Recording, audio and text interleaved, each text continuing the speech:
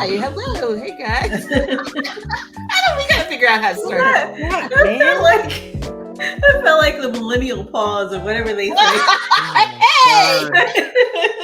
Oh my God. That's what I wanted to do. It sounded funnier in my head. Hello, and welcome to What My Sister Said. A podcast by us, the sisters. We are sisters.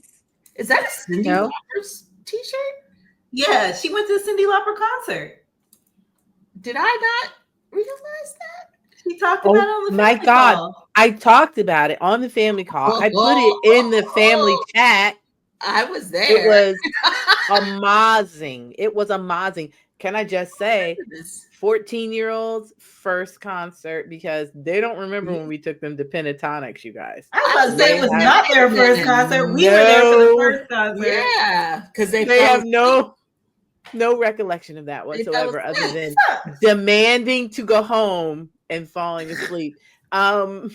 They made us leave Pentatonics. I'm still. They did. That was a good show. Pentatonics for us. I was like, you guys ruined that show. We were halfway through. We didn't even get. No, I don't know if the amphitheater was a great place for Pentatonics. You know what? Don't be defending them, okay? Because we could have had a wonderful show. We could have. Just like you take them to Dairy Queen in the nighttime with the PJs on. Don't defend them. I forgot about that. Okay? Don't do that. Will the twins. So we decided to go see, 72-year-old Cyndi Lauper for her farewell tour. We were like, it's a tour. So we rolled up.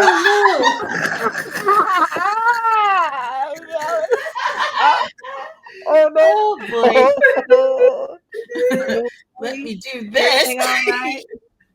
That art. That art fell on you. You okay? I got it. It's pretty. The top. I can do the top too, so that it won't happen. Okay.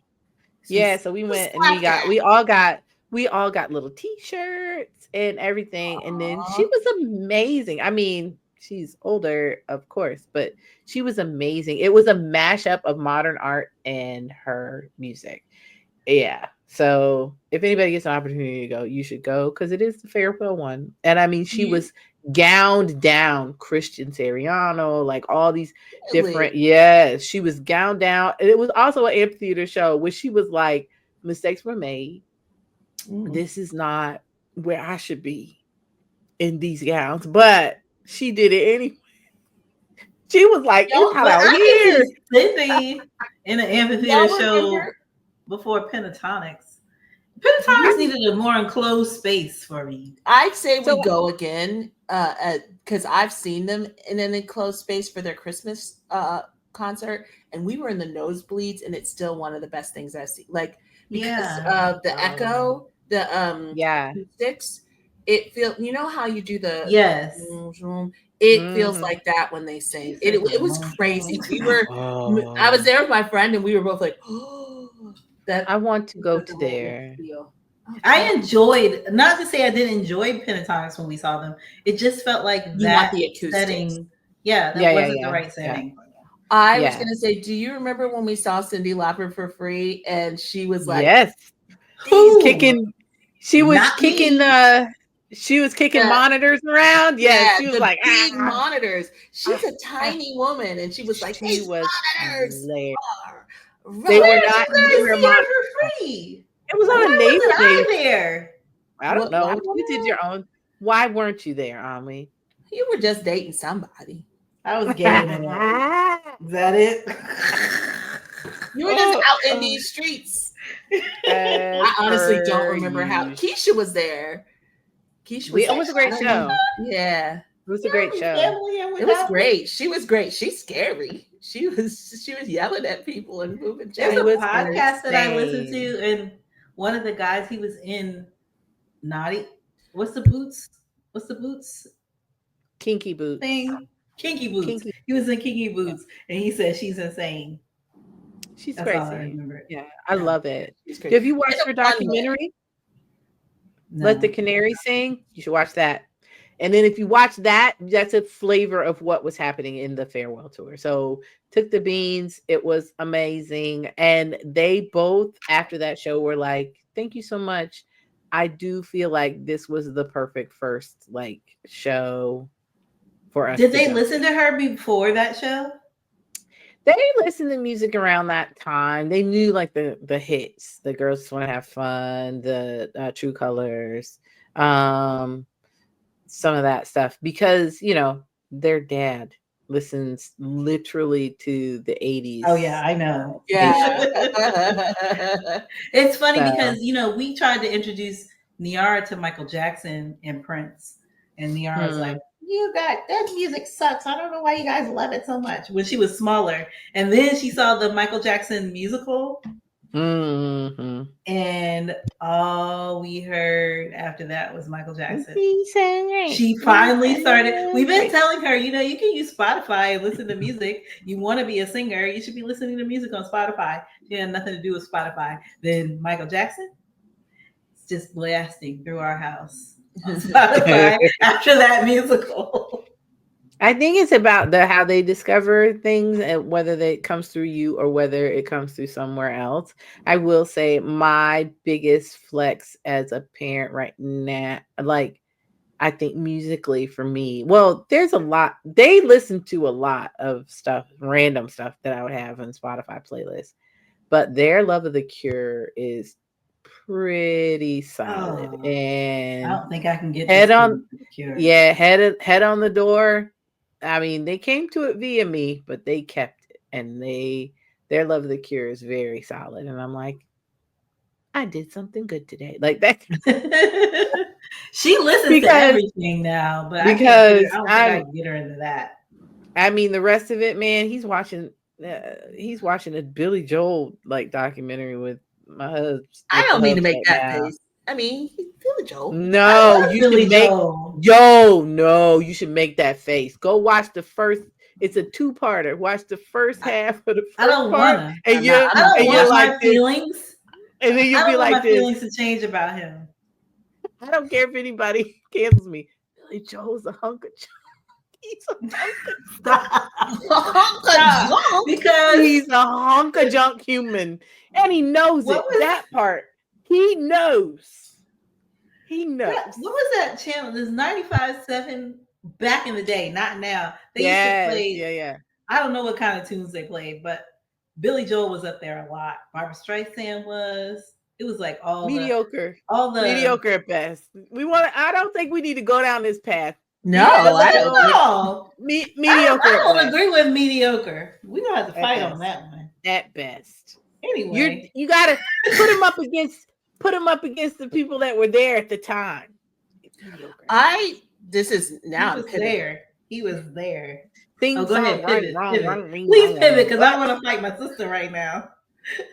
I want to pivot because you're talking about these shows, and that it made me think, because Drew is watching I Told Sunset About You for the first time. It made me go back to my old videos, and that was my like thought process when I started making videos. I would love to see like where they are now, like see documentary like shows about the actors or the projects and stuff like that. Not just about the series, but like something about Jeff from where he started to now. Like you watched a lot of different stuff and pieced it together.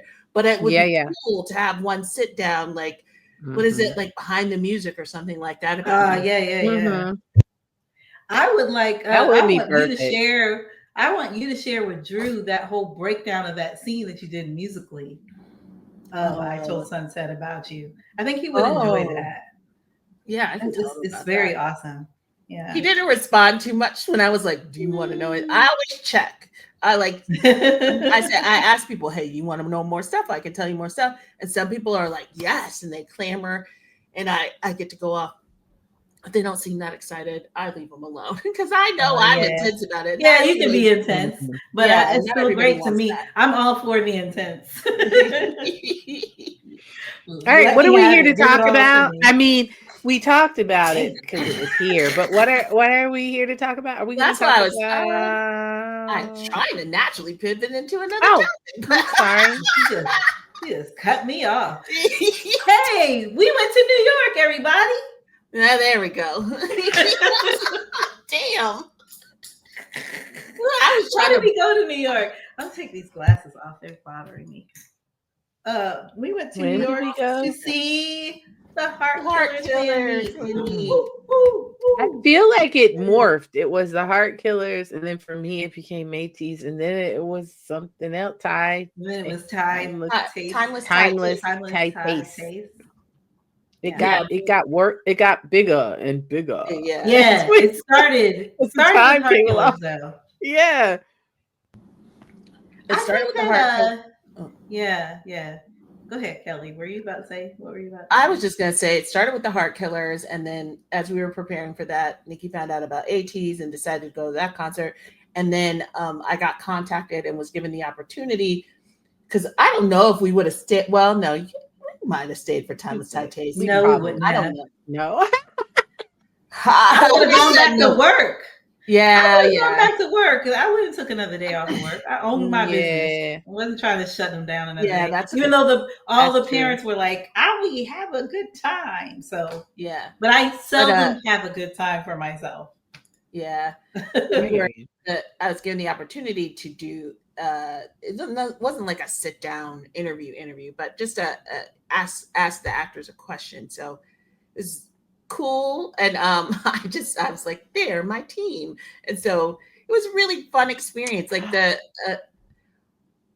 were challenges and it was fun. Well, I'll say that we had a good time. There was tough parts, but also like seeing the guys was really, really fun. The thing that I will say about the four of them, oftentimes, and I'm not shading because I'm not somebody who is like, ew, this person can't sing and that person can't sing, but they all did a really good job performing. No, they did an excellent job performing. It was like a good show. Like I wasn't like, okay, let me just get through this song. I really like this person. It was like, no, they put on a show. Mm-hmm. And can I take it back a step and also say, okay, so Amwi and I, as like, you know how you'll say like baby 18, right, for that fandom, but as like baby BLs, like watchers, it was the perfect confluence of events, right? Because we had just come off of the eclipse and we were starting to watch Heart Killers, and then they announced that fan meet. That's right. Yeah, that's our brains were like, well, this has to happen because why wouldn't it happen? Yeah. Because that is the thing that we need to see, because it was the perfect amalgamation of like what we were doing at the time. And so it was like a no-brainer. I mean, it wasn't a no-brainer in my house because my husband was like, why do you want to be in New York more than you want to be with me? But I'll be honest, I was not going to jump and do it because I was like, I already did the off-road, and you two were like, oh, yes, we are. And I was like, well, I guess we are. Jung. The end. Yeah, you do have a problem. You do have a literal issue with that. And you know the sad part, Mom, our parents were supposed to go with us, but there was it was supposed to be a family thing. Yeah, but even though unfortunately they couldn't come, my partner, who probably would have also been not thrilled that I was leaving her for that long, my partner and our daughter was able to come. So that was not to the fan meet, but to New York. So that was, and I will say, I tried to work it out for a family trip. I think we were looking at Shakespeare in the Park on hold.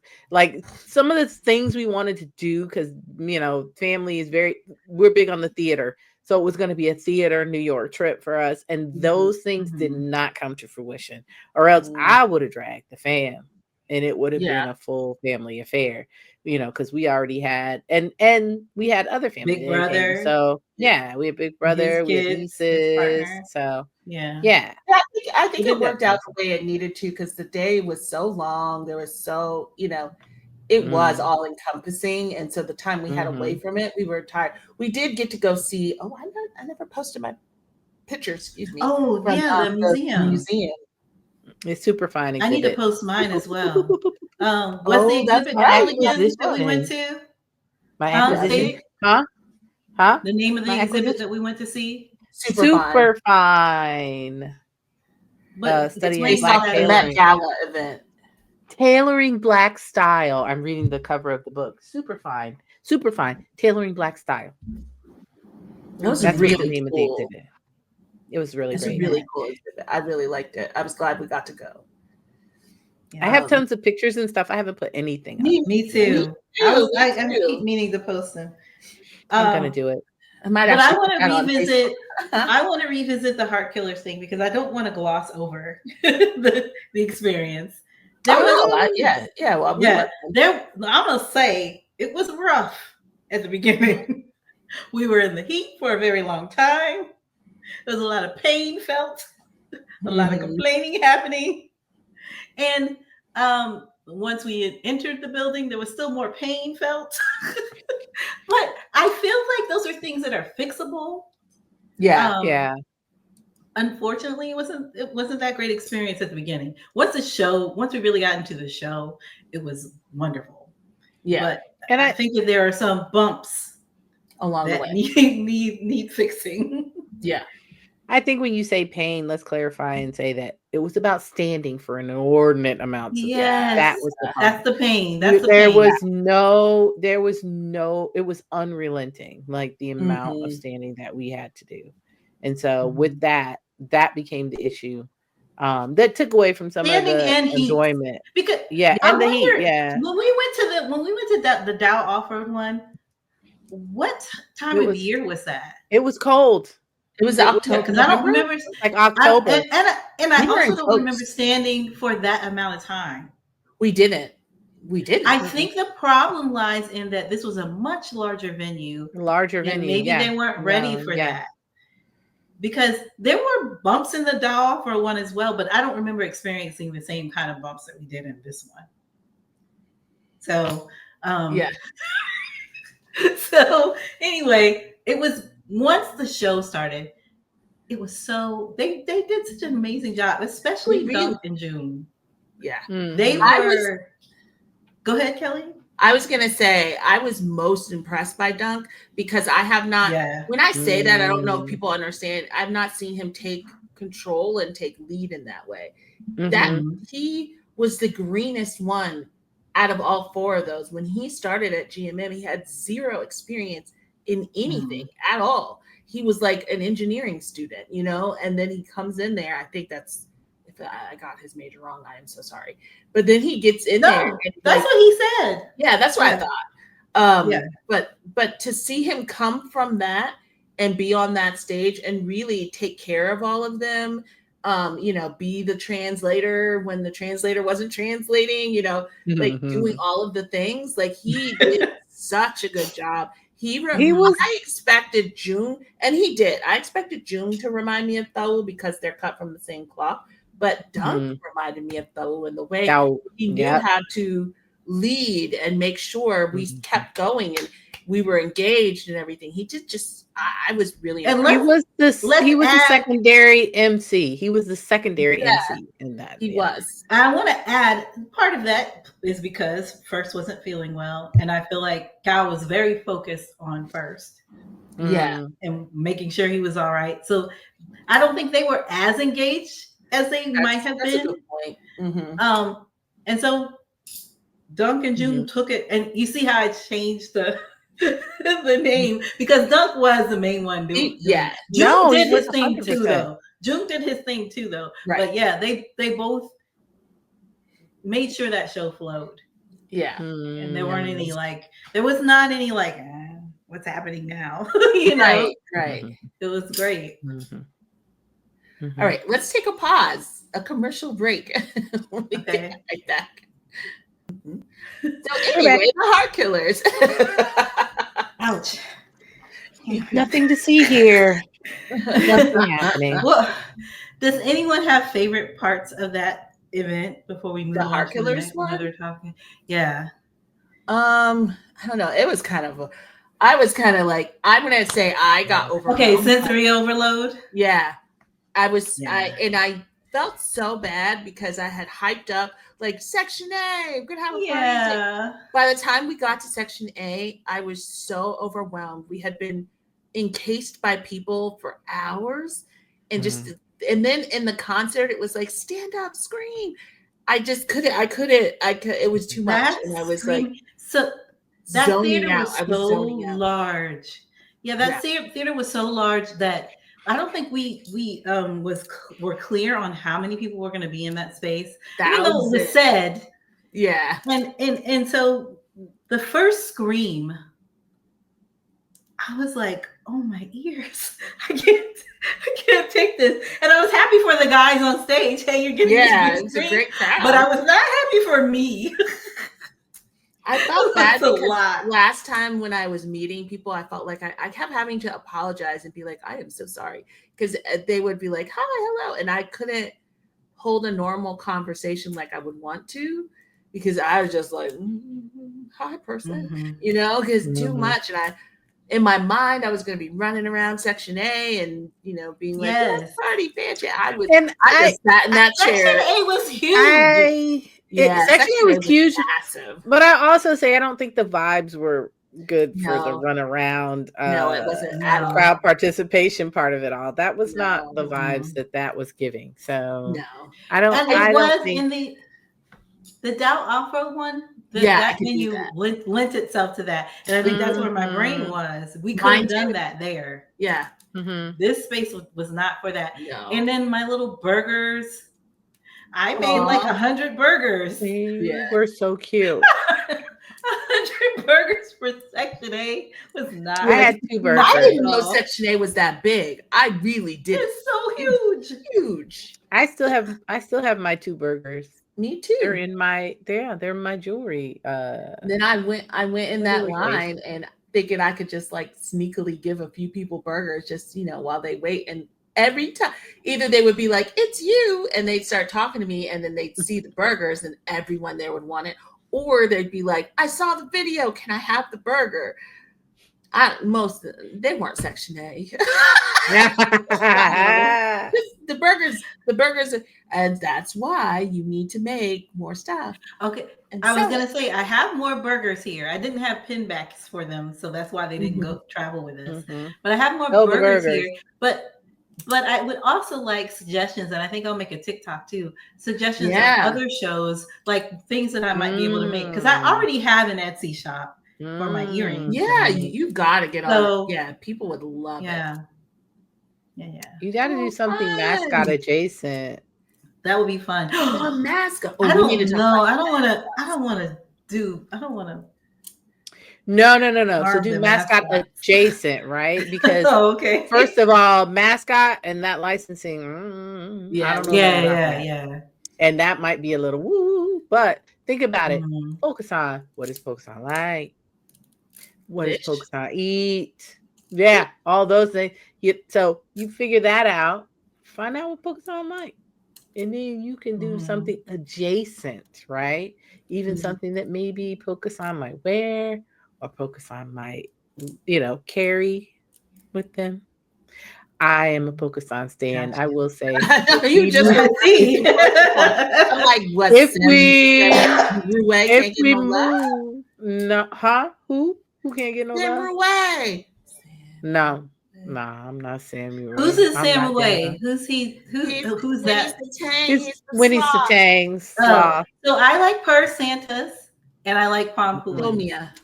Pompoon. What's their baby's name? Purr. Oh my God. Pompoon. Yes. The dance moves are everything. That one could, yes. He can dance his butt off. That one right there. That's definitely. I think I just like Purr Santas just because that face. No. Domia is always like trying to be cool, and then Domia is a bad news. I like that name too. Domia. Yeah. Bad news. So I'm looking forward to see joongdunk's baby JD. I'm looking forward to see the growth spurt. Some arms with their arms and legs. I need some arms and legs on JD because that was some sad stuff when they I was spotted sad, but JD out it was there. really cute. When JD got out there, I was a proponent for arms and legs. Everybody I was like very loud. care. But they all took care, and JD was like their baby, and I was like, oh no, this is actually adorable. But mascots got to grow up. Here's the thing. That's what I say. Mascots got to grow up, and then if mascots want to make this, mascots got to hold things. You can't hold things without arms. So Pocahontas making that paper. Because Pocahontas is holding the bonchon. Yeah, Pocahontas is holding the things. You understand? But I'm looking forward to seeing what Junior Mark's baby does. Oh, Jumo do all right. It's already feisty because of Junior. Yeah, the kicks. I'm gonna say I switched. What you say, Kelly? Go ahead. I'm not gonna say who, but somebody messaged me that video and said Junior's a terrible father. Junior is getting that baby prepared. Just like Nikki trying to talk about. Trying to talk about the girls, their child. That's right. Underwear all the time. Annie, she's ready for she's ready for the world. She's ready. Baby Annie. Slash her. Go ahead, Kelly. Nikki. Go ahead. Annie talk about some yellow all the time. Look, why is you yellow? And let her go. Girl, if you don't put your skirt down, when somebody asks you what color your drawers are, put your skirt down, girl. I love her. I love move. Oh, move. Yes, milk gloves. I love it. Yeah, move. Theirs is so precious. It's very like it's them. It's theirs. She has their kind of like their. I love the snaggletooth. The snaggletooth that's happening is chef's kiss. I love a good Downtown Films, but it's wild. Like not Todd. No, that one Lunar, and Lunar is no. That's film are wild. Lunar is wild, just like Domai is wild, and I will say those two, Neona and Smile. No, those. Two. My favorite is Nani being like, "That's my child too," and everybody's like, "How does that work?" Y'all are not acting up. How is it? Yeah. How are they both your child, Nani? Yeah, Smile was acting. He got offended because Scott was like, "What are you doing? Telling my kid what to do? That's my child too." Oh my God, no! But what about Paul? Paul defending Jumo. Talking about he should defend Jumo. That was too cute. I also really loved that. I don't know if you guys saw my post where Afghan said Chaman is the actor Chaman is baby's brother. It was really sweet because he's not in a pair right now. He just came off of like leave because of mental health issues, and he's back. And Off was like, he's our son, baby's our son, they're brothers. And he said, we're a family. So when I just think there's some of them understand the bigger picture. Yes. So he's if you would like to invite us places, please invite our whole family so that Chaman won't be lonely. And so he's hooking it up so Chaman gets to do appearances and stuff because he's baby's brother. And he's like, he said baby wants his brother there. It was so smart and so like considerate of Chaman as well. I was like, this is so sweet. And I will. So I will say that if you take it to the business side of it, right? I think it was incredibly smart for GMM TV to introduce these mascots, right? They took something that was working really well in the K-pop space, which is a kind of extrapolates to some of the, some of idols, creating idols and that whole and that fandom interaction model that they have, right? Of the whole idea of like you are inside of their fan, you're as a fan, you get to see like these personal parts of them as well, right? And so they took that, and I don't know how many groups do it because I'm only really a 80s fan, but I know Stray Kids has them. I think other groups like 17, other groups have these animal-esque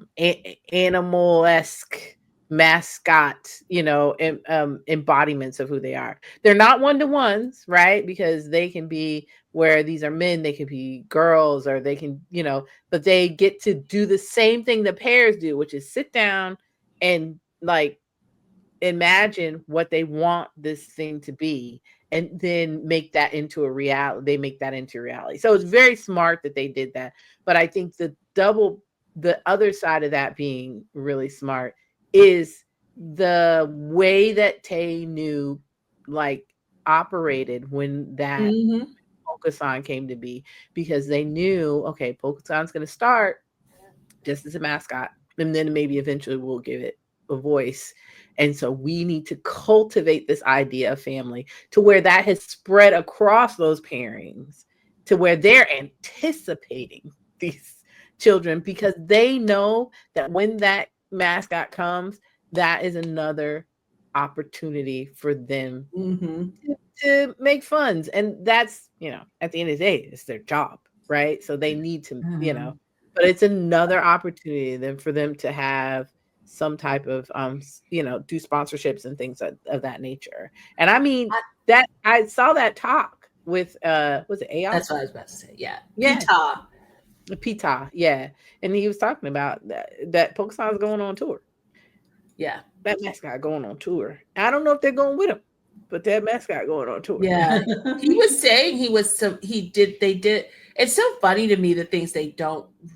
I think people are like, GMM TV masterminding, making all this money. And I don't think they catch how many times Pita is like, whoa, we did not know this was going to take off like this. But they lean in. It's so fun. They lean into it. They're like, oh, we got this mascot thing, but man, I don't think they thought mascots were going to get brand deals. He made that very clear. That was not in the vision of these mascots. And so, and yes, it's a company. They are going to lean into what makes them money. But like, I was noticing how many times, like, the Pond getting his deal with Louis Vuitton? Yes. No, Versace. He's not Louis Vuitton. Yeah, he's Versace. Yeah. Versace. He's so Versace, they sent him to he got sent to Indonesia, I believe, and got such a crowd there that immediately as he left, Versace contacted him and said, "We want you to be the face of our perfume." Nice. So that wasn't like planned, right? Like everybody, that wasn't like preferential treatment. Pita sitting back going like, "Oh, that happened." Sky Nani, he had no idea Sky Nani was going to be what it was, but then it was, and he was like, "Well, all right, let's lean into that." If you really listen to what he's talking, yes, they have these big plans and all this other stuff, but also they're just riding the wave of what's successful at the same time. And these mascots, I don't think they had any idea they were going to. And I really do think the idea of Polka being a mascot that I just love. And to be fair, have I engaged with any of taynew's work? No, I have not watched not one property that they have acted in, but their interactions with that mascot and the idea of family that they put forth together as a grouping, because that's a back and forth. That's not them projecting something, right? That's a back and forth with the artist that's within that mascot. That in and of itself has tangentially made me taynew fans, and also, and it mostly made me a Polka fan, because the interactions are just so fundamentally, I don't know, it's an idea, that familial idea that is that they're selling, that makes it so wonderful for me, like as in my imagination. I think they're the best at that too. I don't know that I think they're so comfortable. Yes, they're so comfortable doing it. Yeah, they're good. And I think that's something that I think people miss, specifically with the OGs, the pillars. Several of them came in as spokespeople already, as MCs. Like they trained as like they have the lane that they already knew how to do, so they understand. They understand the dance of impromptu work and like creating a story and all of that without needing the company to feed it to them. They get how to do all that stuff. So anyway, I agree with you. They have set the story, and they do such a good job. And Tay is, Tay and New have their own role. Tay, yes.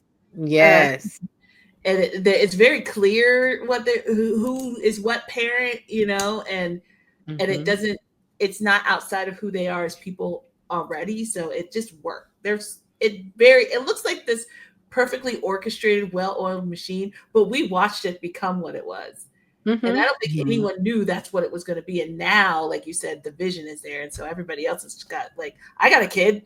But I think your point is good though, because it's like when I watch Pokemon with taynew, it's just back and forth like they are family. So they're like, oh, you got to go do this, and he, Pokemon's like, oh, but I miss you, and this, that, and third, and it's very well orchestrated and very it's a through line of a storyline that's happening. Yes, right?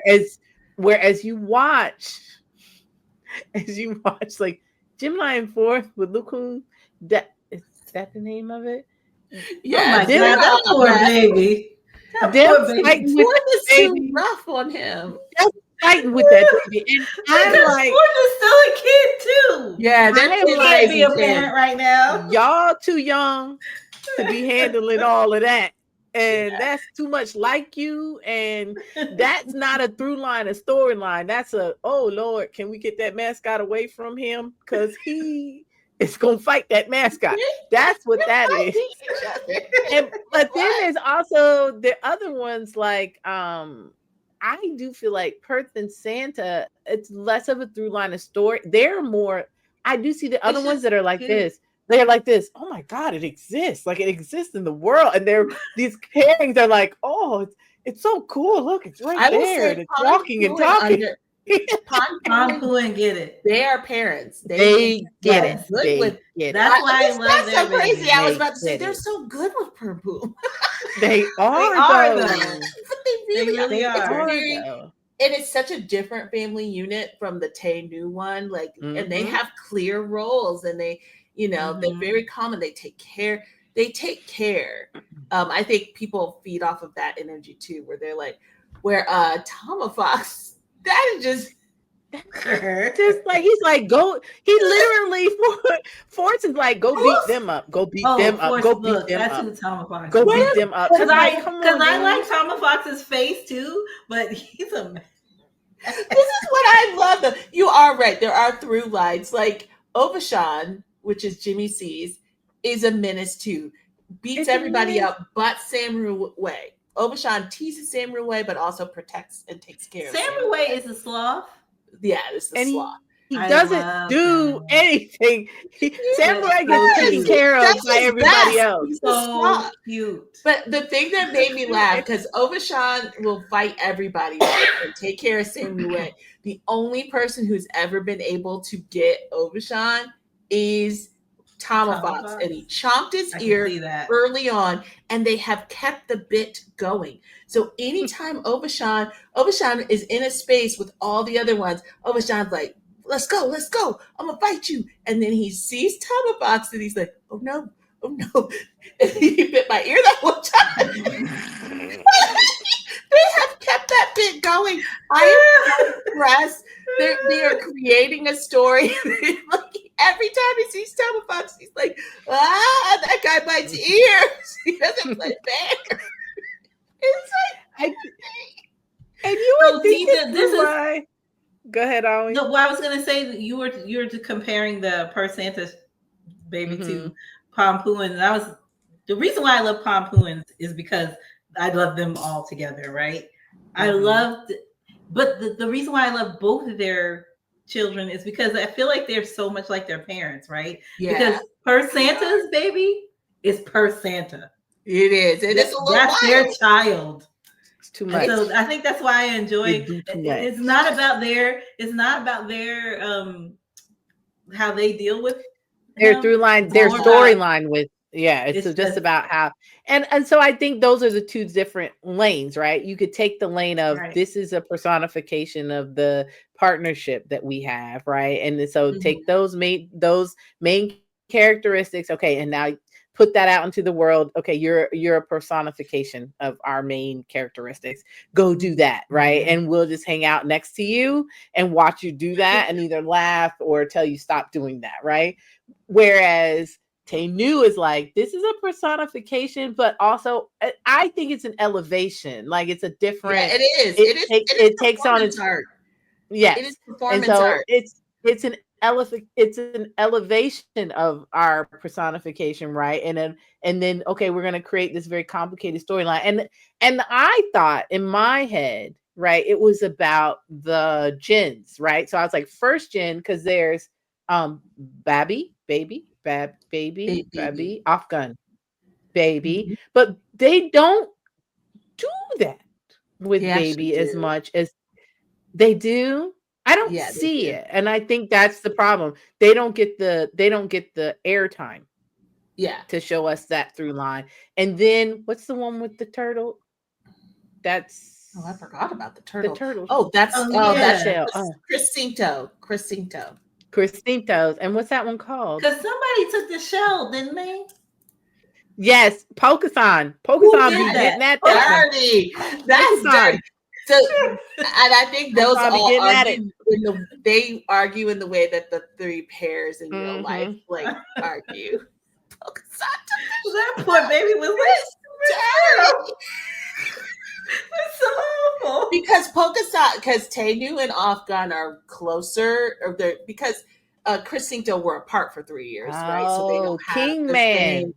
So when they first introduced him, someone did like a meme thing because Pocahontas and baby were like ding, ding, ding. They were holding hands and and I can't remember kristsingto's one, but he was standing on the side of this. King Man was just like they don't they did the why am I here meme. Why? Yes, they do not treat King Man. They don't treat him right. Pocahontas and Bobby were like, we're real now. We're friends. Bad for him. I've only seen Bobby really deep in Mascot talk. Yeah, we really did. Hey, I really wanted to have this conversation. No, I know you did. I know. I was like, oh, we can talk about Mascots. I can't wait to meet Siri. Ooh, because I just love Uboom. And Siri's going to be a mess. Siri's going to have. They are going to be a mess. They are going to be amazing parents, though. Yeah, they are. Fun, amazing parents. Yeah. But why are you making that face, Nikki? Siri's going to be because she is going to be a mess. She is a spoiled. And she is going to be a mess because Boom is going to be out there. She is going to be she is going to be the personification of Boom. And that's going to be crazy in that mix. It's going to be a lot. Well, Siri's going to know Siri's worth. There you go. Siri's going to be from a very good home. They're going to take good care of Siri. Siri's going to get what Siri. That's right. You can already tell. Just in that little outfit, the way they drew Siri. Well, drew Siri because Boom was like, do this. But Siri is so freaking cute and so like everything is in its place. I'm telling you, man, Siri's going to be that. Are those daisies? Daisies on her feet. Siri's adorable, and everybody said Siri's probably going to be besties with JD because they have similar vibes. They're both flowers, and also their daddies are in Jasper. That's not a unifying thing. Domia, I don't think that's a thing. Don't get be like a menace to because they literally. I saw an interview where they literally was like, can't hang out with Domia, can't do that. He had a whole list. He was like, nope. Everybody wants their kid to be friends with Pocahontas because Pocahontas comes from a good home. Pocahontas bring home that paper. Yes, I want my baby to bring home the paper. So. Junior said, go ahead. Go ahead. No, Kelly, go ahead because I'm about to cut y'all off from this conversation. No, that's good. We need to pivot. Okay,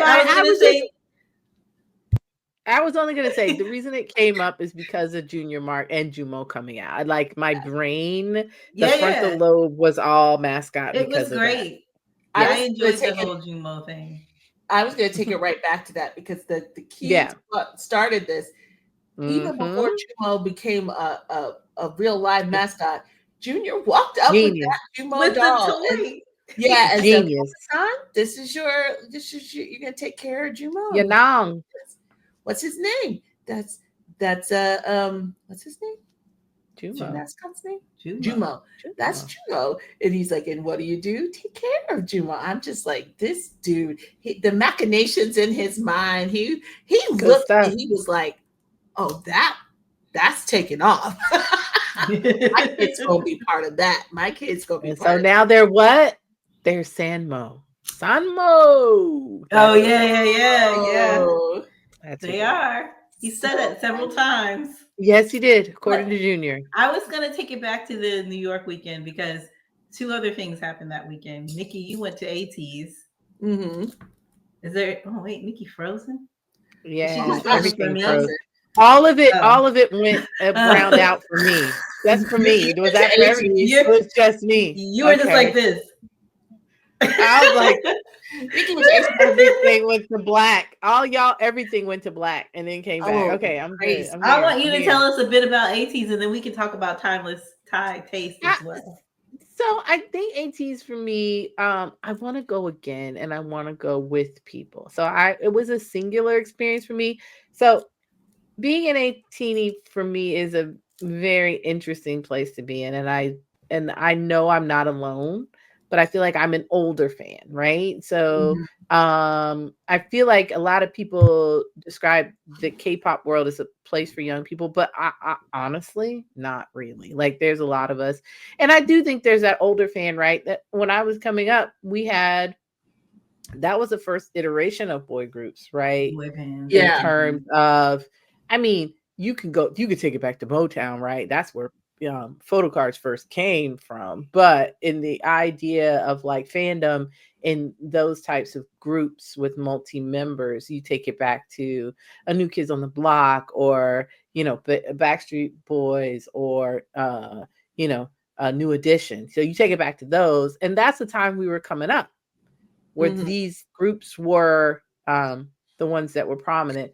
And at that time, I wasn't a stan. I liked these groups. Like you can't see my New Kids on the Block stuff in the back, but I love these groups, but I wasn't like a fan stan for these groups.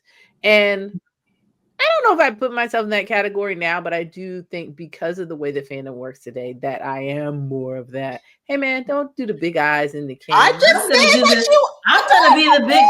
gonna do the big eyes on you weren't back then because you're the reason why I even listened to New Kids on the Block and you have I wouldn't have listened to NSYNC. No, I take it back. I have NSYNC stuff here. NSYNC stuff, not New Kids on the Block. I mean, New Kids on the Block. You were NSYNC. You made me listen to NSYNC. I did not listen to NSYNC.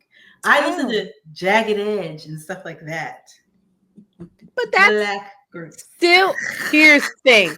And you can make that distinction, but actually Jagged Edge, all of those boy groups are still boy groups at the end of the day. Yeah, some of them had a more adult spin. I was gonna say the same kind so of metric. For me, the K-pop thing falls more closer to an NSYNC or that than a Jagged Edge. And actually, and that's not to say that's not a negative statement because once you got me into NSYNC, I thoroughly enjoyed it. When I watched the live performances of NSYNC, I got why you were so into it. But I'm going to say, it's not shocking to me that you would be into an ATs because you're the one who introduced me to those sounds. And I think that, so you take that orientation to it, but then you also add on top of that, like I always love music having that extra layer of theatricality. Yes. Yeah. That's theater the other thing to it, right? So I want performance, but I don't know if I need that performance to be precision. I want it to be more like fun and like I don't know, just a performance. Like it says something, like maybe there's a storyline behind it. I don't know if I need all the precise dance moves and all that stuff. Not to say that ATEEZ doesn't deliver that, but they deliver an extra layer, I think, of performance around that. So I'm not really into K-pop as a fan of like if it's a group and you cobble it together and you give it dance moves and write it some songs that I like it.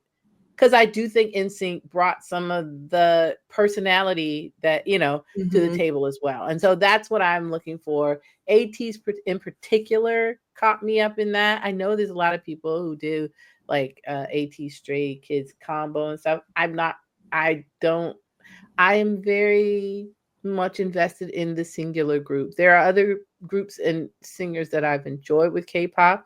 I will say there is, I will say the groups that you were talking about, like Jagged Edge. What's his name? Thong Song. What's that dude's name? Back to that Thong Song. I don't even know if that's one of my favorites. There was another one with Jagged Edge that not came out Jodeci. What's his name? Not Jodeci. But even though I like not Jodeci. So I will make the distinction that so there's two things that are going on with that's not a direct through line with K-pop, right? It's about harmonization, number one, right? Those groups were very married to harmonization. And then number two, they were considered potentially more adult than what's happening in some of the K-pop spaces. But I will take it back to these are 20-something-year-old men. And especially with this album in particular, they are adult. And so that's some of what I enjoy about ATEEZ as well. So yes, I say all that to say it brought me to a confluence of events where I knew they were going on. I saw they were going on tour. I saw some of the dates. I was actually going to go with somebody that I know here that's a local ATEEZ to go to the Baltimore show because, visit some folks there, family and stuff. But then saw that the New York show was the day after Heart Killer. Yeah. Like, why wouldn't I do that? I think at the end of the day, it probably would have been better to go to like the Baltimore show or something like that, because I would have been in a more familiar space, felt better about the to and from of getting there. That was a lot. All of those things made me uneasy about the experience. I enjoyed it thoroughly, and I took lovely videos for my own consumption. But I think I would have been a little more, I don't know, like cackly about it if I had done that with more people. There were some people there that I was trying to hook up with, but again, there was a lot of standing the first night and the first day. And then by the second day, I was like, what line do I have to get into so that I can get a chair? Yeah. And that was my top priority. I didn't get merch. I didn't eat nothing there. Had me some frozen lemonade. Why? Because that was close to my seat. Right? A girl was on a mission to get in that chair and sit it all the way down. Did we have to get up and sit down and get up and sit down for some of the show? Yes. But I tell you what, we did it less for ATEEZ than we did for Heart Killers. Crazy business.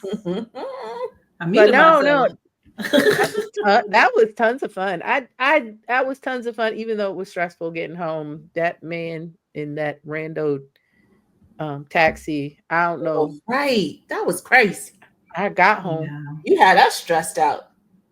I was stressed out, but I got home. I might have fought a little old man that night a little bit, but I got home. I got back to the hotel in one piece.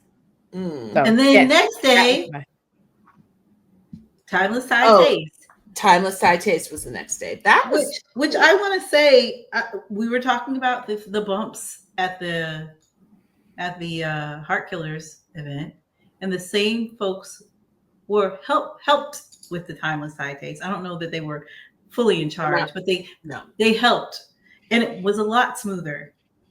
It's the same venue that the Dow Afro was at, so it was a smaller venue. And I don't know if we can make that determination based on the status that we had. You're saying something that might not be true for everybody. Might not be true for others. Okay, because you were that's right. Press. We were not media. Yes, we were not in line. Okay, so so I can't make. You're right. And to be there, and that line was long for that as well. But it was that was not their event. Yeah. That was not their event, and that line was long, and it was in the open sun. Whereas the line was long at Heart Killers, but we were under something on awning. Yeah. Yes, that looked even daunting. Though we were under an awning, it was hot as hell.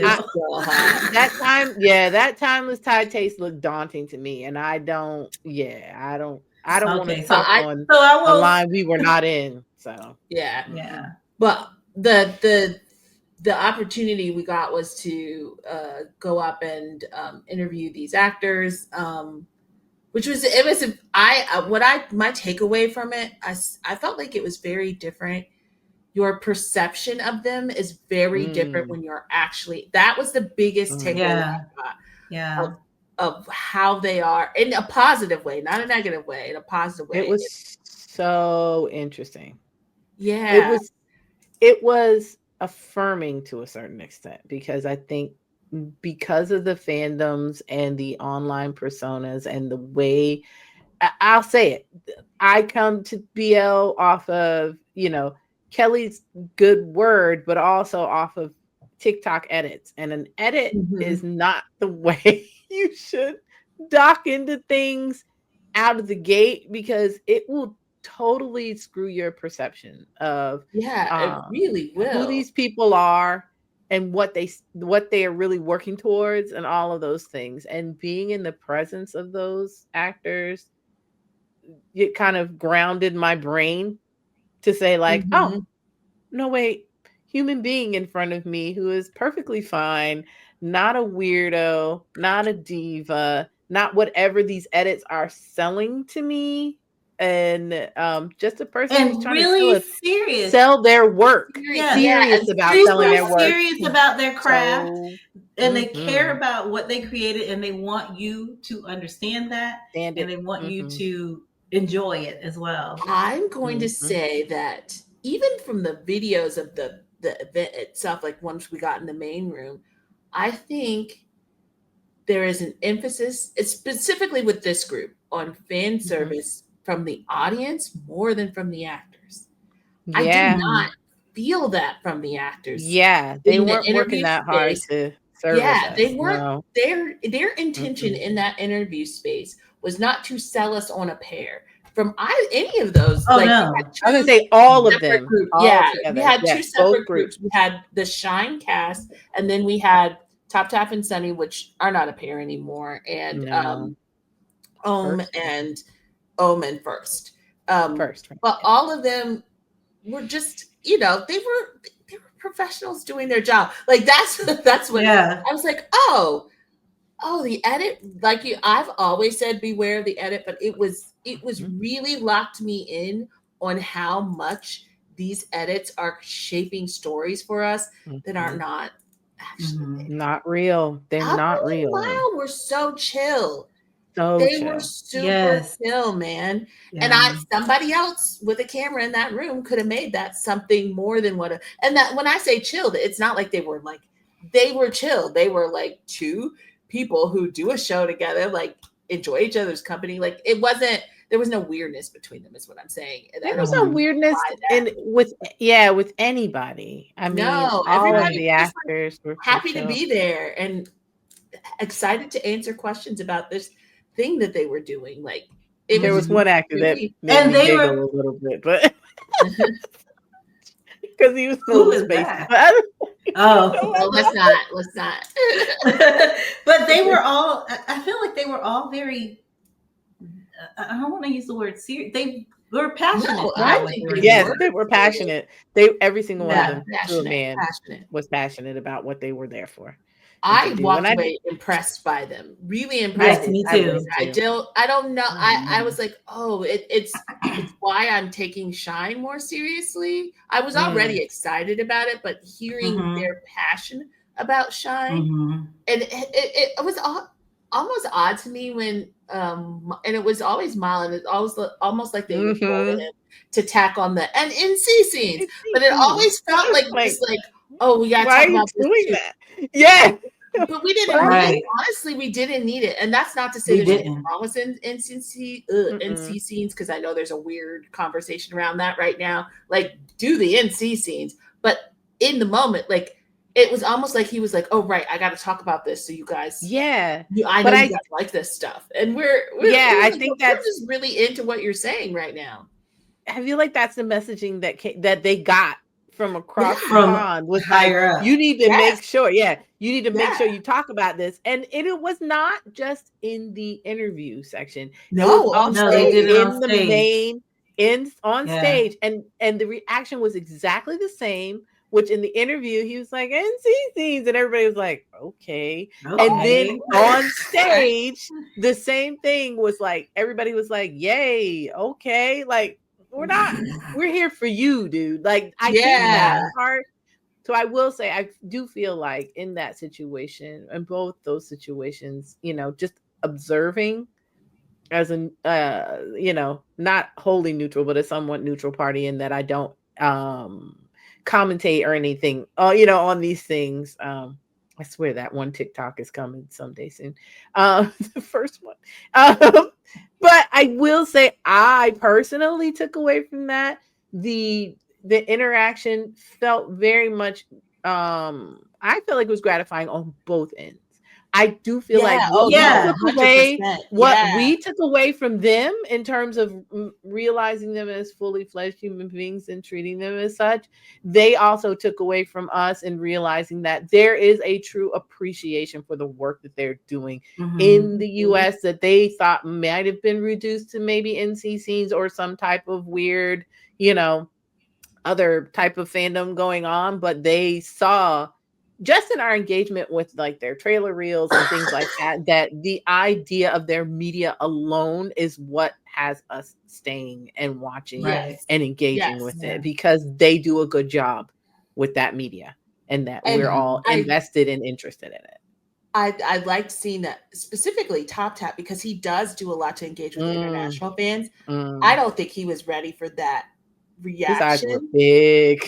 They were. Just in the interview room, and they were like Top Tap, and we were like, and it's just us. It's just the little interview crew of different podcasters and stuff. And they said his name, and we all went, whoa, and it was very loud. And he was like, oh, what? And then when he got on stage, same energy. Like, people were extreme for him, and for, like, they knew first from the series.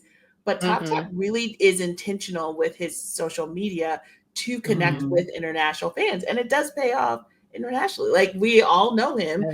Everybody's kind of like seen his lives. And so I'm glad he, like you said, Nikki, I'm glad he got that feedback loop of, oh, this is actually connecting. Oh, they actually like what I'm doing. Oh, okay. And I thought it was also really healthy. I actually caught some of the live where he talked about, right after that trip, his partnership with Sunny ended, and then, like, everybody was so upset in the comments and stuff. And I really liked his point of view. He was like, sometimes it doesn't work out. And I've been saying that. I think we've moved into a season. People get upset when I say this. We moved into a season where we're going to watch more partnerships end. I don't think that's a negative thing. I think it's healthy that they have a pathway out now, that they're not stuck in something that may be uncomfortable for one or both of them, or not even uncomfortable. It's just not working. That partnership ending, partnership ending was a healthy ending. Like, that was more acceptable than the other partnership that not too long ago we saw end, and it was hurtful to everybody. That was different. That's not that was messy. That was messy. I'm talking about the actors. No, I know. Choice. That's making that decision. That was because when he said it, it didn't even hit me any kind of way, because he just acted like they had different paths that they were taking. And it was good for them to find that out early on. I know he very desperately wants to find his person. I felt bad for him. But he was kind of like, I just got to keep looking. He's like, that's just how these things work. Rather be with somebody who you want to be with, In that interview room, though, I would just got to point out, I know I'm being the big sister, but your question Kelly, was an amazing question, and all of the answers were awesome. But my favorite was Peter. Is that who? Peter? Oh my God, his answer, and you can tell. Yeah, do it, because you can tell everyone in the room was impressed with that answer, because you heard an audible when he answered that question. I went, oh, okay. Yes. Catch me up, because we were all here. You hear us smoke up. Oh, okay.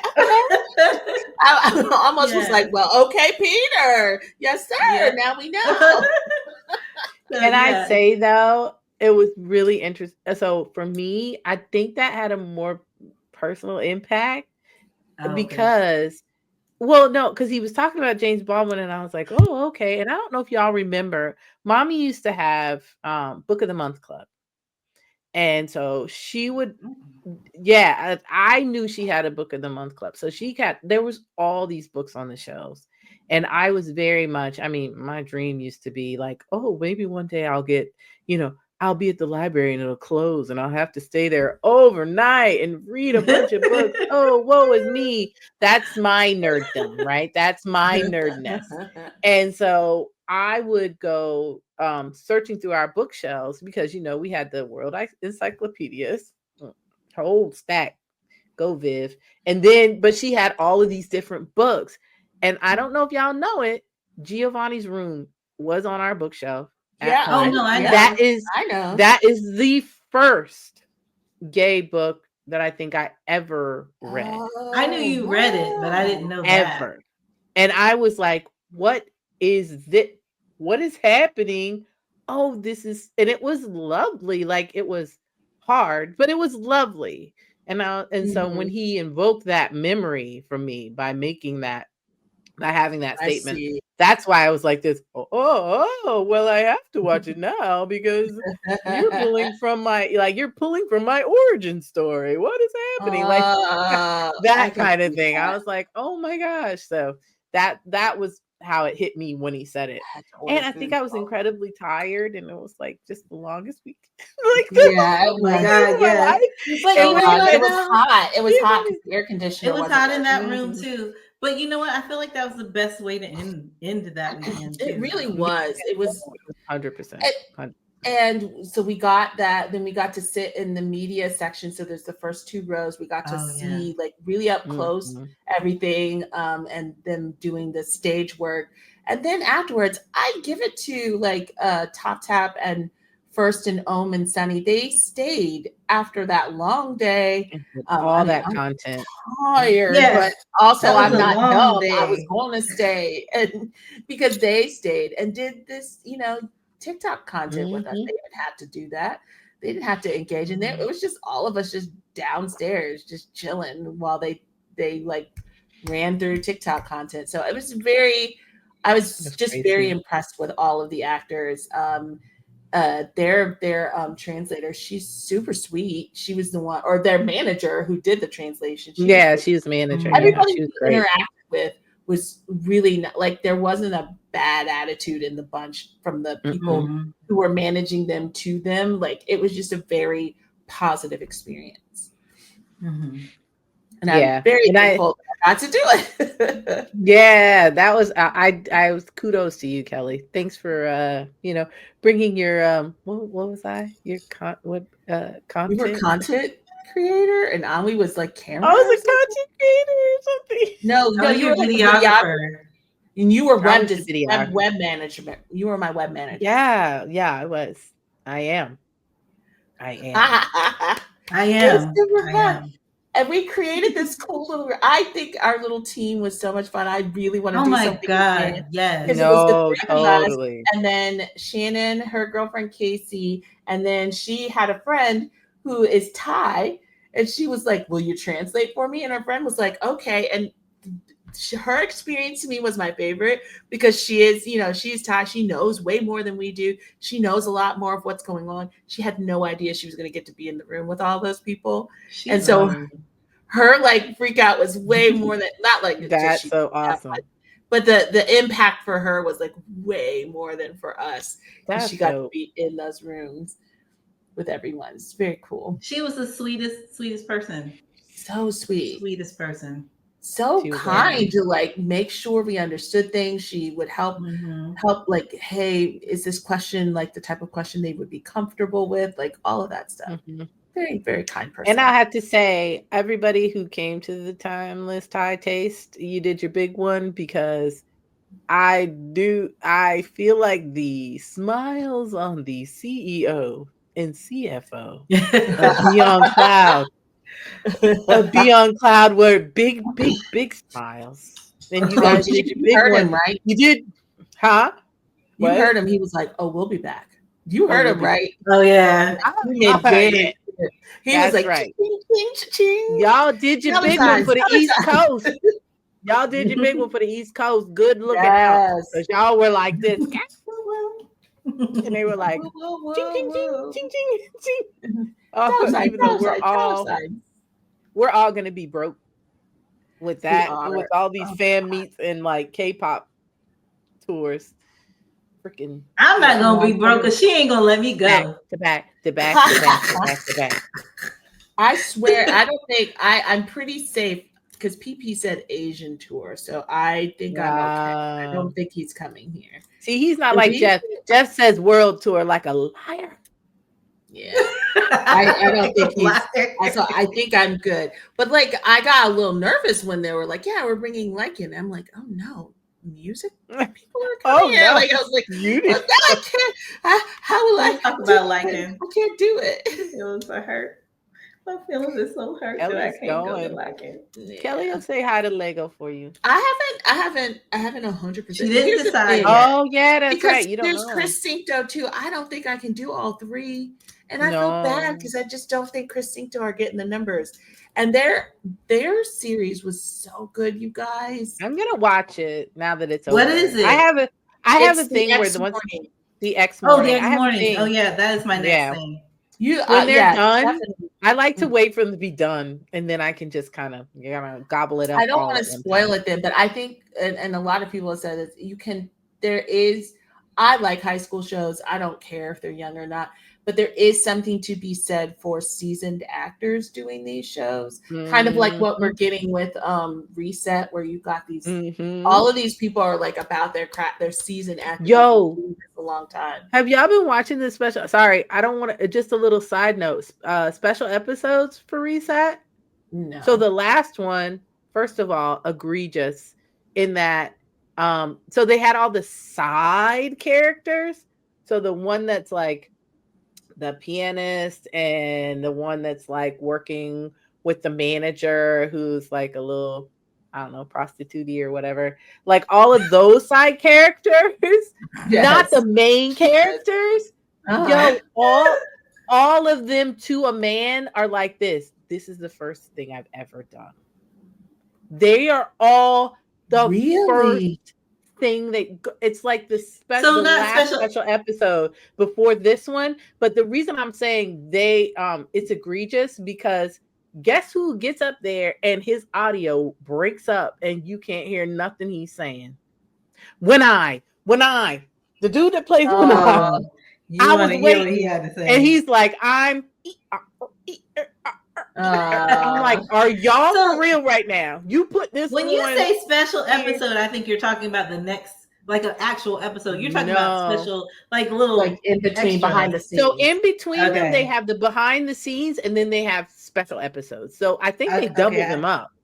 And in the last special episode is them talking. It's not. Yes. So the last special episode before this one before 9 that just came out is all of those little side actors, and they are all like, this is the first show I've ever done. This is the first show I've ever done. And I'm like, are you kidding me, cutie? Are you kidding me right now? You're doing an excellent job. So they really are. They really are. Yeah. We just need to have a whole talk about Reset. Yes, we need to talk about Reset. But because that's not his first though. You saw it. Oh, I know. I will knock you. I did not finish that. But I'm like, gotta go back because I will knock you. Baby boy is like this, chomp, chomp, chomp, chomp on the scenery. I know. I want to get back to what I was going to say for X Morning, but I do want to. I'm sorry. Yeah, that's okay. But the thing I keep saying in my reviews is that it is nice to have a villain that's fun. He is a fun villain. He's so insane, and the I choices he's making, he's so out of control, ridiculous, but you can still enjoy him, which is weird to say, but you can. I love it when he's on screen, even though that man is like knifing somebody, you know. It's not weird to say. So there's plenty of series where the bad guy is enjoyable.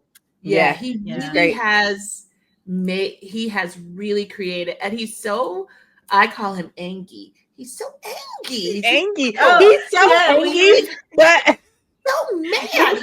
You were saying that in your little reaction TikTok. You kept saying angry, and I was like, does she know she's leaving the R? Yes, you said it several times, so I was like, I guess hit you with a little fist.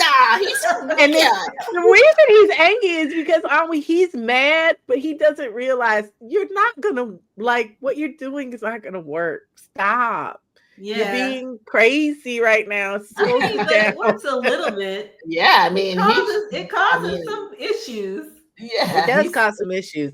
And I will say the only part of his storyline that made me go, was that flashback. Oh, yeah. Yeah, we don't need what's going on? But other than that, I love him. I love his character. I will finish. I will knock you. I will knock you. What were you gonna say, Kelly, about the X morning?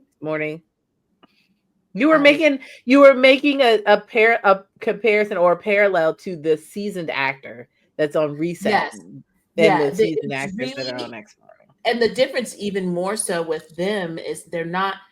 This is like my defense of pairings, because it's not just that they're seasoned actors, but they understand each other. They've been together for years, and so there's a comfortability and there's a ease that you get. Taynew have it, Off Gun have it, and they're the oldest ones, so that have stayed together. Well, Bilkin and PP have it too.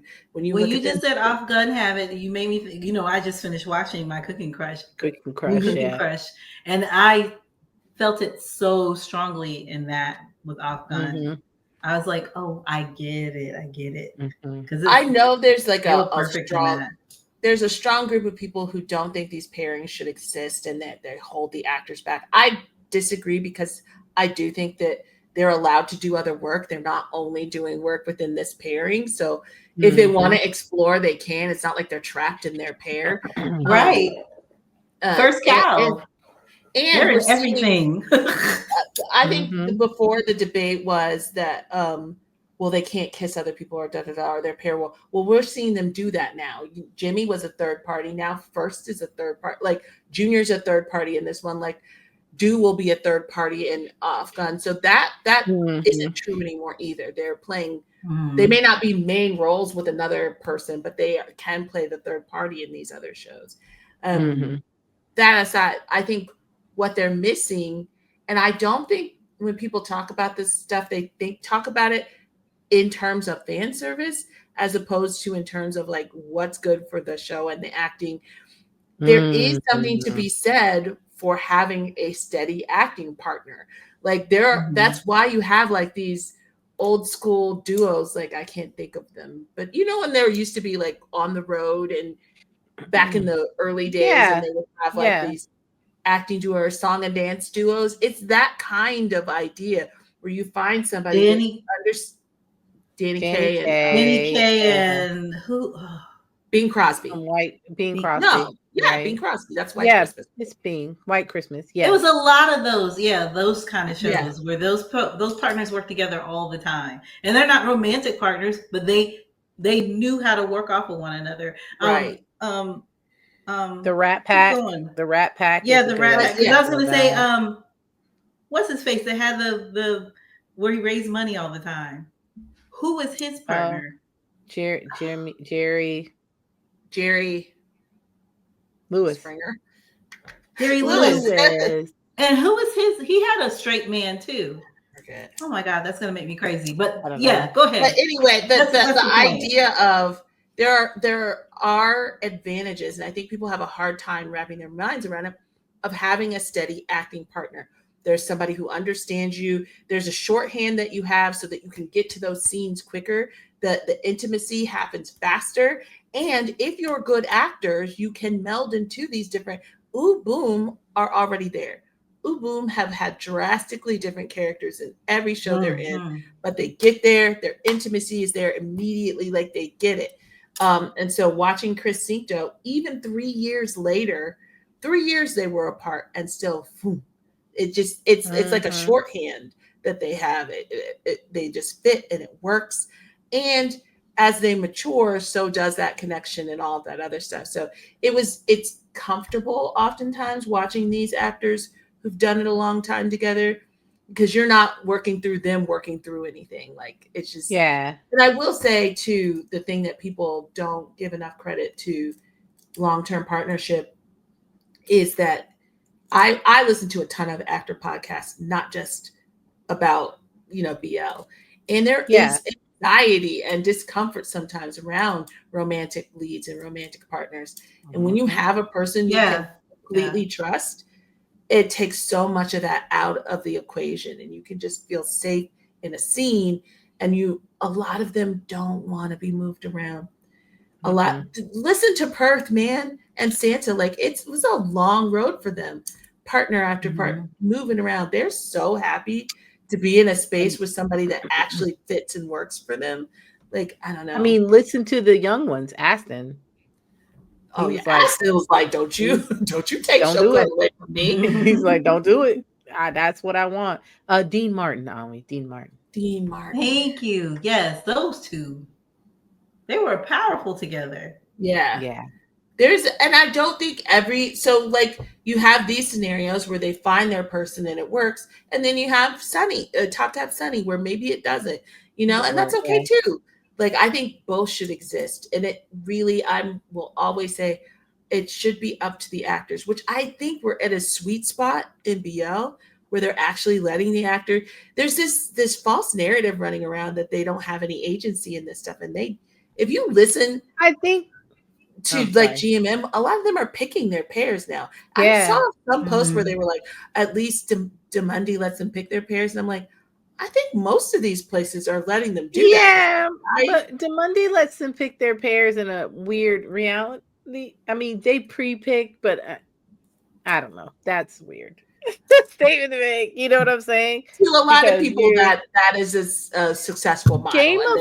That's not a successful model, because that's gamifying. Like, that's weird. No, I do think ultimately not to everybody. I think ultimately they pick their own pairs. I think it's the turning it into a reality television show part of it that's weird.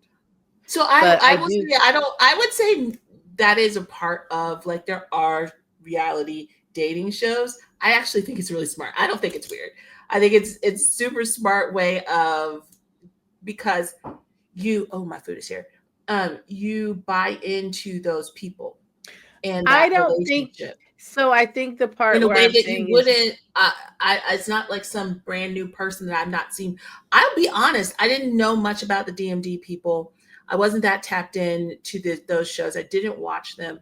And then I watched Your Sky, and everybody kept talking about Thomas Kong. And I was like, okay, let me see what this whole thing is about. I went back, watched DMD Friendship. Now I want to see all of them. I am invested in all of those partnerships. Yeah. So I don't think it's weird. I thought it was really savvy. You are not understanding the weird part for me. The weird part is not that. That is the genius part of it. Because yes, I watched the Friendship first. And I was ride or die for those couples already, for those partnerships already. That's not the weird part. The weird part is the ones who don't work out. Because it is a game. And so unless you're winning at that game, you're not getting, that's right. You're not getting the partner that you want. So for them to make the comparison that's a picking your partner versus whatever GMM I see what you're saying. Okay, I'm there. I get it. I'm glad you guys had that conversation. Yeah, that was cleared up. That's weird to say that, because it's the people who got partnered up with the right partners played that game the way they wanted to play it, to get they what knew who they wanted, and they knew who they wanted, and they yeah. made sure, and they worked some machinations behind the scene. You know what I'm saying? They helped each other out get who they wanted. That's what I'm saying. And the people who got left in the dust got left in the dust, and then they had to come back again, and they played the game again. But now you're seeing who's bubbling up to the top again. I don't. No, That's I what see I'm exactly saying. what you're saying. Yeah, As that's opposed to not a like way to make a lasting I don't partnership. know that Yeah. people. I realize people don't watch all the interviews, so I don't know that people don't realize that like joongdunk chose each other. You know what I mean? Yeah. Sky that Nani, part, Sky yeah. Nani. I had someone in my comment section being like, because I was like, also I am personally stressed out about the barcode Lego thing. It'll be what it's going to be. Like I'm not like Yeah. I am too. Fandom scares I me am at times too. when they are too intense, and that fandom has already created itself. It's why the do tea thing scares me. The same reason that I don't know if you know about the Yes, fandom that decided do tea should be a tea thing, is, and and also it's like they didn't ask. they're also conflating the belief that they're together with the fact that they should be a ship. That makes me crazy nervous. Like there's things around that I leave those men alone. How about that? But with that, like these same people don't understand. Sky Nani chose each other. Like that was intentional. The per Santa thing was not normal. That was not normal. That was Perth needed a partner so that they could finish the series. That was circumstantial. Yeah, it just came. Earth Mix chose each other. A lot of them chose each other. I'm trying to think of the other. Ponpuin. Did they choose? No, they were early on. The early days they didn't get to choose, but as time has passed, more people are able to choose their partner. So it's different from what it was. And a big part of that too, I don't want to mention Nanan because things went south, but they got to choose to be together. You know what I mean? Like they both wanted that for themselves. And director Off was like, and I'm going to say this because no one else will say it, but director Off said he watched I Told Sunset About You, and he was like, oh, people with previous relationship make better pairs. I should maybe be talking to these people. The chemistry is there when they're like friends or they've been, they know. So first cow chose each other. They got to be like, they fought to be together. Like, and they started to become more lenient because they were like, oh, these like Earth Mix, oh, this is working. You know what I mean? They're like, oh, joongdunk really wanted to be a pair. Okay, y'all do that thing. Pita was like, oh, Sky is really insistent on this Nani thing. I guess, okay.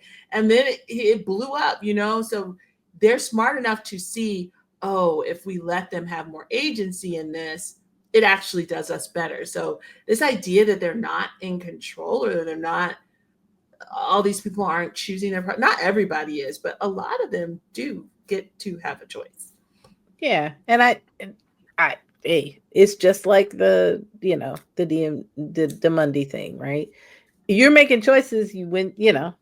If you can make that work, you make that work. And it might not in the end. That's true. It might not in the end, but you're at least there is some level of agency there that I think makes a difference. It's that fuzzy fandom line. Like a pond Peter Pan where you didn't see that coming. That's what I was gonna say, because I was like, Pond is a perfect example of he makes choices. He does whatever he wants. He's like this. I'm done, one and done with that one. But those two were friends. But those two, they actually knew each other too before this. Oh, that's right. You're right. You know what? You're right. Yeah. Yeah. So I think that's part of why that works so well, because it's not like it's just some random combination. Yeah. And I think at the end of the day, they know, hey, if it's broke, don't fix it. Like they're like, hey, you can do something. Yeah, if it ain't broke, don't fix it. Sorry, that was wrong. I think they're so good together, and I really hope they get another series together because their chemistry is everything. Everything. And I think they have a mutual respect for one another, and that's why it works so well. I agree. I've watched some of that. And the director plays a large role in that. That director, chemistry as Kelly, well. after you drew those lines of what else he's directed, I'm like this. Oh, okay. Yeah. That's why why I'm enjoying I this think so much. My Magic 'Cause- Prophecy is going to be good. Oh, that's another one. I saw the first episode. That was good. I enjoyed the first episode. He has a footprint. He has a fingerprint, I think. So You is can he tell. the sign? Is he He's the sign? sign. That's my. Yeah, I'm like excited. I was like, oh, this is not going to be what I thought it was going to be. I will say too, backing up Joss, Gowan. They chose each other. Yeah. So yeah. Your food arrived. Yeah. So I think it's time to start wrapping it up anyway. Yeah. So our ending segment on this. Oh, you have something else to say, Kel? No. Go. I was trying to think of what the ending segment is. Our ending segment is what caught your attention the most of this week or whatever. I think that's what we said. The thing that you wanted to mention that you enjoyed the most this week in media. It could be song, it could be a show, it could be a movie, whatever. And I'm going to start. Oh, I was going to start. It left my brain. Oh my goodness. Oh no. Oh, I'm going to go with The Next Prince. Oh, yay. The Next Prince and the scene that hurt all our hearts. Yep. That's strong opinions. Nikki didn't see it yet. But I'm just going to say, I won't go too far into it, but I just want to say, I know that there are people who are angry about the fact that it didn't follow the book. Mm-hmm. I know that there are people who wish that this character was a stronger character or whatever in the way he handled the situation. But I feel like the rewrite of it was really well done. I feel like the actors executed that scene so well. And I feel like it's something that needed to be in that it's causing so much conversation. You know what I mean? think that the expectation that everyone's going to show up in a certain way isn't real. And I'd rather see something that's more real. The idea of ruin the character, I hate it when I hear people say that, because what does that mean? Mm-hmm. Just because they didn't act in the way that you would like them to, they're ruined? Real people do that. Like, they don't show up in the ways that you want them to all of the time, but they're still human beings. That scene was so powerful. I still feel it right now as I'm talking about it. I think it was really well done. Okay. So okay. That was my thing for this week. What are you saying? What? I said, okay. Want me to give it away. That's enough. Way too much. Is it my fault that I'm not where you both are at? Yes. Yes, it is. It doesn't matter. But it's okay. I won't say any more than that. Yeah, those who have seen it know what I'm talking about. My thing I want to talk about, I can't give the details either because it's the X morning. What's that? Oh, because it's the ending of the X morning, and I haven't watched it. I saw some of that. You saw what I'm talking about. Mm-hmm. I don't care. I don't care. You can say whatever you have to say. It's about when it doubled down. I'm going to watch it because of go ahead. Of this scene, that scene. You're talking about the wedding. Mm-hmm. No. Okay, good. So it ends in a wedding. But what was special to me, huh? I said it's amazing. Oh, sorry. It's amazing. I'm sorry. I want to watch What's special to me, what they did with that is we get a full wedding.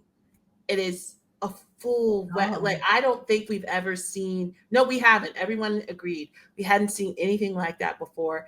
And it wasn't just that it was a wedding. I used to joke and say, like, I just want to come to the party. I don't need to be at because there's a feeling, the feeling you get at a wedding party that's like a really good wedding. They were able to create that in this series in a way that I haven't seen many shows, because usually maybe you get the ceremony and they're all happy, but to go through the entire process from like all the way to them going home after it's over and all the emotions that go with it, all the things that can go wrong that day, and the joy of the crowd. I don't know. They captured a wedding in a way that I've not seen.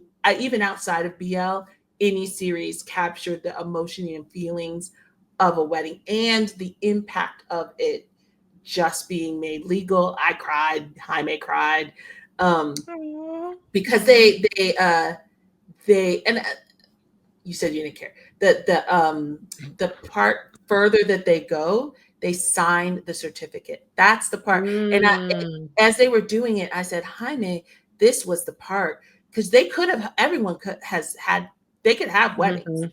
But that wasn't what legalized it. It was the signing of a certificate. So not only do they do the wedding, but they go a step further, and we get to see them go to the courthouse and sign the certificate. That's the big piece.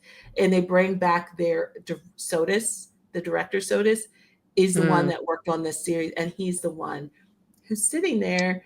Oh, that's so cute. Oh, it was so full circle, because in Sotis we didn't get to see them get married in Sotis.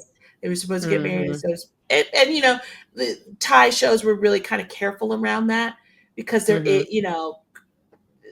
one hand do you create the fantasy, one hand is a little funky because they can't actually get married. There was a back and forth around that. So having them to be able to act those characters and people to get married was really special. And they did such a good job. And I still think about it. And Jaime and I were both like, oh, and we cried the certificate. That's when we cried. Not to take away from that, but was there a wedding in Pit Babe as well? I have not seen the rest of Pit Babe. Oh, yeah. That's what makes me want to watch it, because I feel like that's from things that I keep seeing on TikTok. I feel like that has happened. And now I'm like, maybe I want to go back to finishing this season. I don't know. I think you're right. Really cute. Yeah, the clips I've seen look really cute, and so it makes me want to watch it now.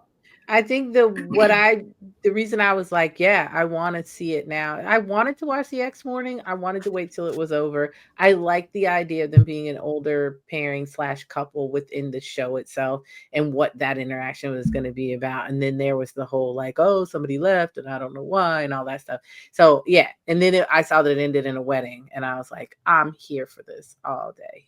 So very cool. Your show? Your thing? Mine?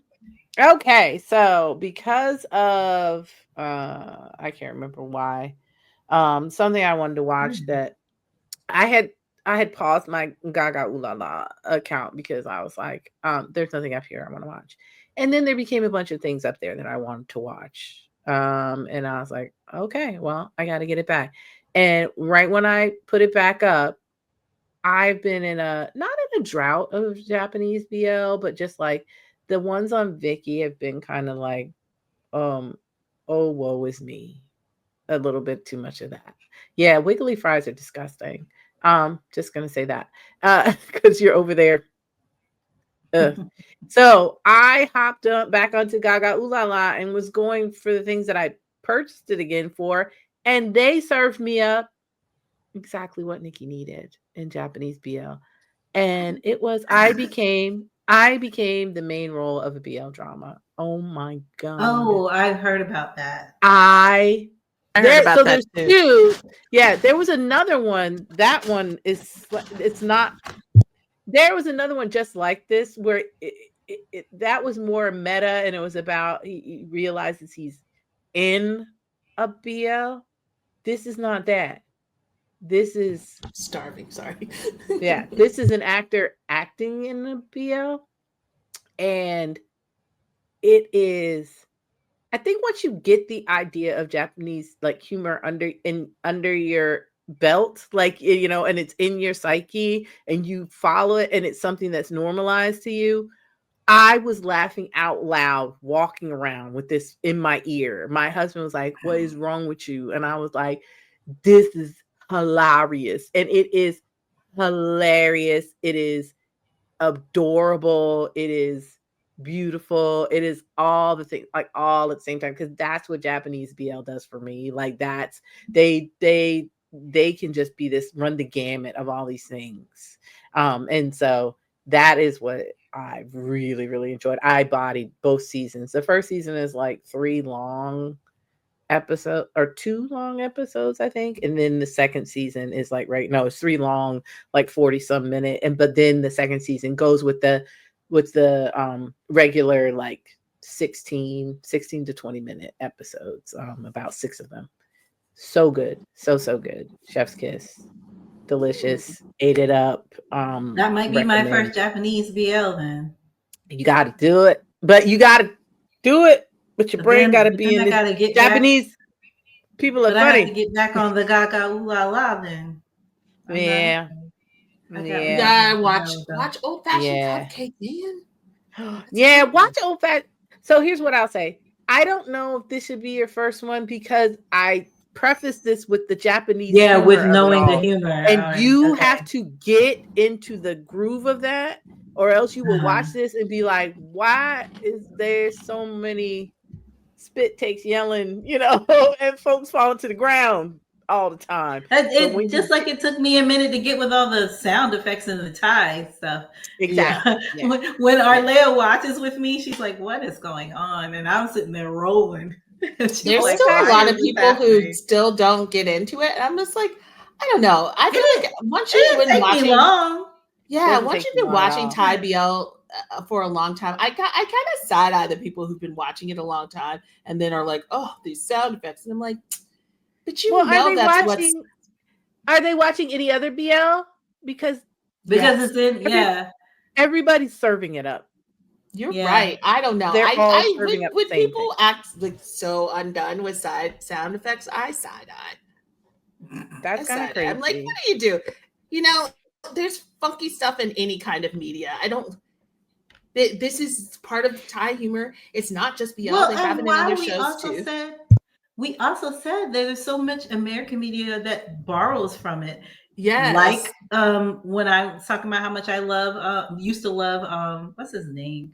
That made all those violent shows. Oh my God, what's his name? Quentin Tarantino. Quentin Tarantino. He totally borrowed from any kind of Asian media. Yes.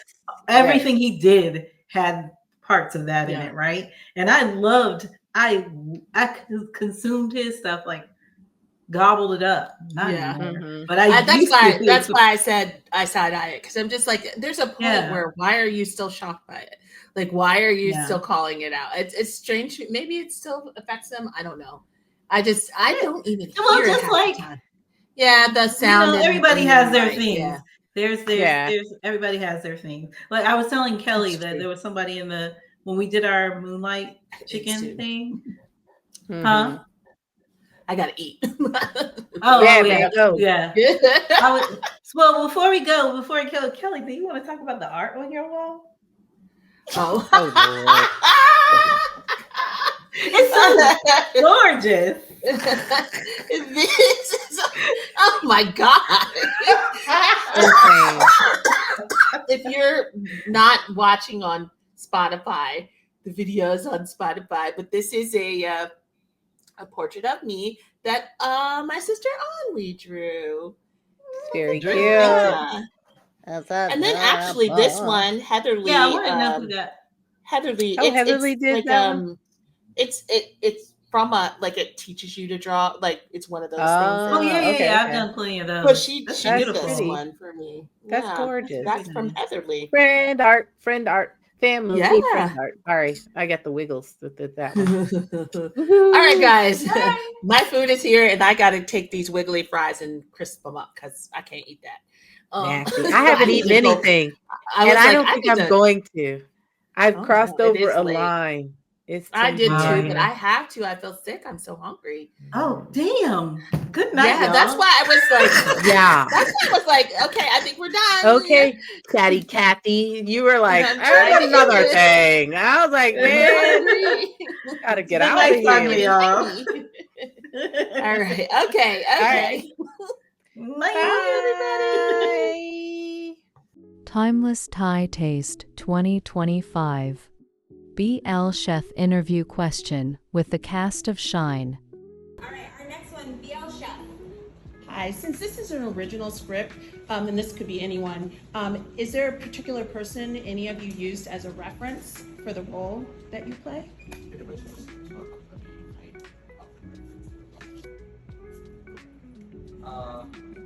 I used the writer James Baldwin. Okay. I had to understand how it feels to be a freedom fighter, how it feels to rebel, to speak when you're feeling oppressed, and also as a person of color, my character is, in a sense, the feeling of, let's say, the pain. I had to learn that. So I read up on his books. I read Giovanni's book, which is one of the first gay stories came out, and it helped me connect with my character a lot. So those books, it was the same time period. He was very eloquent.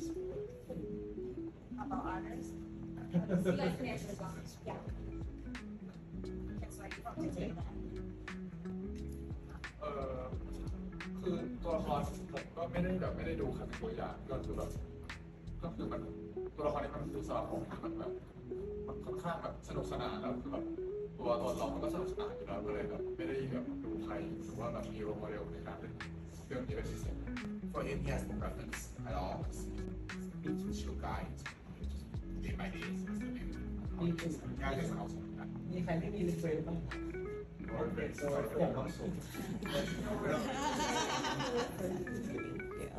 ผมมีครับผมมีต้นแบบมาจากนี่เอลวิสผมด้วยแล้วก็ลุกในการแบบเต้นแล้วมันจะมีฉากหนึ่งแบบอาจจะมีเต้นนิดนึงอะไรอย่างเงี้ยโชว์หน่อยได้ไหมเฮ้ยงั้นที่ร้องเพลงผมก่อนนึงอันนี้แค่เป็นแบบกิมมิคอะไรเงี้ยอ๋อ His reference Elvis, like his hair and everything within him is Elvis. He's dancing, yeah, it's reference Elvis. Anyone else? I play high level soldier. I'm like a spokesman of the government. So I study these leaders in the world who are smart and like calm, powerful. So I study that.